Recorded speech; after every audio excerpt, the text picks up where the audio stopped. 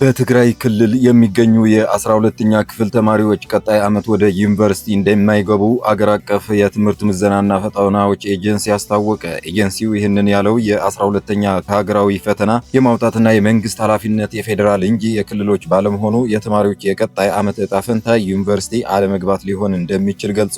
በዝርዝር እናየዋለን። ህወሓት በክረምት ወቅት ጦርነቱ በሙሉ እንደሚጀምረውና ክረምቱ ሳያልቅ ጦርነቱ እንደመጨረስ እያሰበ እንደሆነ ተገለጸ። በአሁኑ ወቅት ለዚህ የሚያመቹ ወታደራዊ እንቅስቃሴዎች እያደረገ እንደሆነ የተገለጸ ሲሆን ይህንን ወቅት የመረጡበት ምክንያትም በክረምቱ ወቅት የድሮን ስጋቱ ይቀንሳል ተብሎ ስለታመነ ነው ተብሏል። በዚህም በተለያዩ ግንባሮች ከባድ መሳሪያዎቹ በከፍተኛ ሁኔታ ቦታ እያስያዘ ይገኛል ተብሏል። በሌላ በኩል በህወሓት ታፍነው የተወሰዱ ወጣቶች በኤርትራ ማሰልጠኛዎች በኤርትራ ወታደሮች ከባድ ድብደባ እየተፈጸመባቸው እንደሆነና ከፊሎቹ ደግሞ ወደ ሱዳን እየተሸጡ እንደሆነ ታውቋል።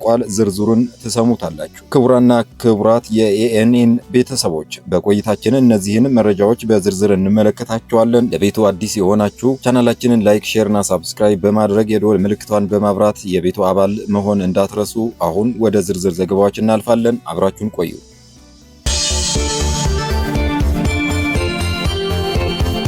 ህወሓት ጦርነት ለመጀመር ዝግጅቱ እንደጨረሰ ተገለጸ። የህወሓት ቡድን አዲስ ወታደራዊ ጦርነት ለመጀመር ዝግጅቱ ማጠናቀቁን ከስፍራው ያገኘነው መረጃ ያመለክታል። በክረምት ወቅት ሙሉ ጦርነት እንደሚጀምርና ክረምቱ ሳያልቅ ጦርነቱን ለመጨረስ እያሰበ እንደሆነም ተገልጿል። በአሁኑ ወቅት ለዚህ የሚያመቹ ወታደራዊ እንቅስቃሴዎች እያደረገ እንደሆነ የተገለጸ ሲሆን ይህንን ወቅት የመረጠበት ምክንያትም በክረምት ወቅት የድሮን ስጋቱ ይቀንሳል ተብሎ ስለታመነ ነው ተብሏል። ከትላንት ማታ ጀምሮ በእምባላጌ ወረዳ አዲሱ ከተማ በግምት 4 ኪሎ ሜትር ርቃ በምትገኘው ወገለን በምትባለው ስፍራ በርካታ መድፎች የሚገኙባቸው የተለያዩ ከባድ መሳሪያዎች የማራገፍና ወታደራዊ ዝግጅቶች የማድረግ ስራ እየሰራ እንደሚገኝ ምንጮች ገልጸዋል። ይህ አዲስ ጥናት የሰራዊት እንቅስቃሴና ከባድ መሳሪያ ቡድኑ ዳግም ወደ ጦርነት ለመግባት የሚያደርገው እንቅስቃሴ መሆኑን ተገልጸዋል። በሌላ በኩል ከተለያዩ አካባቢዎች በሚሊሻዎች በየአካባቢው በተበተኑ የቲዲኤፍ ታጣቂዎች እየታፈሱ የሚወሰዱ ወጣቶች ከየአካባቢያቸው ከታፈሱ በኋላ ወደማያውቁት ስፍራ ተወስደው ለሳምንት ከቆዩ በኋላ በስልጠናው ላይ የተሻለ አቅም ያላቸው ወደ ሱዳን በኤርትራ በኩል እየተሸጡ እንደሆነ ታውቋል። በተለይም አዲስ ምልምሎች ወደ ሱዳን እርስ በርስ ጦርነት እንዲሳተፉ እየተገደዱ እንደሆነ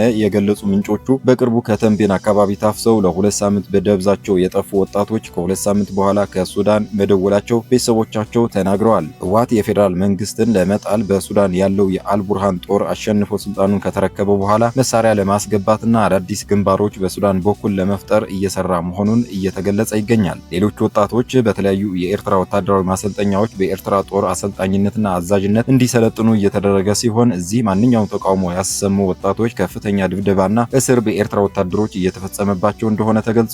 ከዚህ ጋር ተያይዞ በመቀለ ከተማ በግዳጅ እየታፈኑ ወጣቶችን በጫነ አውቶቡስ ላይ ድንጋይ በወረወሩ እናቶች ላይ እርምጃ እንደሚወሰድ የመቀለ ከተማ ከንቲባ አቶ ኃይሌ አረጋዊ የገለጹ ሲሆን ሰሞኑን በቀበሌ 05 የተከሰተውና በማህበራዊ ሚዲያ የተሰራጨው የቪዲዮ ድርጊት የወጣቶች መገደድ ሳይሆን የትግራይን አጀንዳ ለማደናቀፍ በጸረ ትግል አካላት የተቀናጀ ሴራ ነው ብለዋል። በድርጊቱ ላይ በተሳተፉት አካላት ላይ ምርመራ እየተደረገ መሆኑንና ተጠያቂነትን የማረጋገጥ እርምጃ እንደሚወሰድም አስታውቋል። ሀገር አቀፍ የትምህርት ምዘናና ፈተናዎች ኤጀንሲ የ12ኛ ክፍል ሀገራዊ ፈተና የመስጠት ስልጣን የፌዴራል እንጂ የክልል አይደለም ሲል ገለጸ። የትግራይ ክልል ትምህርት ቢሮ ያወጣው መግለጫ በጽኑ ያወገዘውና የተቃወመው ኤጀንሲው በትግራይ ለ12ኛ ክፍል ተማሪዎች በወረቀት የሚሰጠው ፈተና የፌዴራል መንግስት ባወጣው የጊዜ ሰሌዳ ብቻ እንደሆነ አስታውቋል። በሁሉም ክልሎች ያሉ ዩኒቨርሲቲዎች ተጠሪነታቸው ለፌዴራል ትምህርት ሚኒስቴር መሆኑ ያስታወቀው ይህ ታማኝ የመረጃ ምንጫችን አንድ ክልል የዩኒቨርሲቲ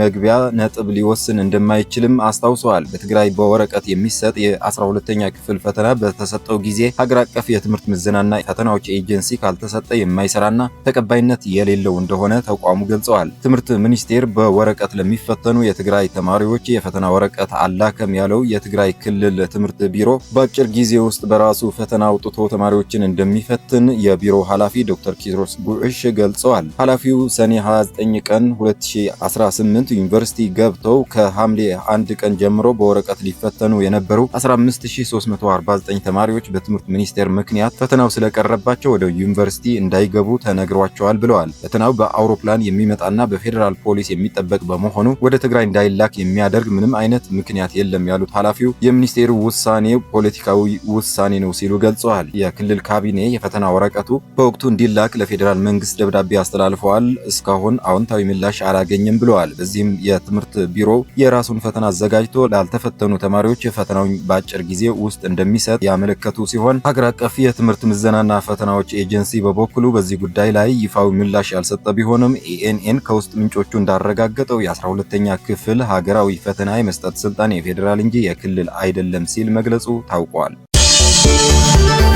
የተከበራችሁ የኤኤንኤን ወዳጆች ዜናዎቻችን እነዚህ ይመስሉ ነበረ። ሌሎች ትኩስና ወቅታዊ ዝርዝር የትንታኔ ዜናዎች ቶሎ እንዲደርሷችሁ ቻናላችንን ላይክ፣ ሼር እና ሳብስክራይብ በማድረግ እንዲሁም የደወል ምልክቷን በማብራት አብራችሁን ሁኑ። መልካም ጊዜ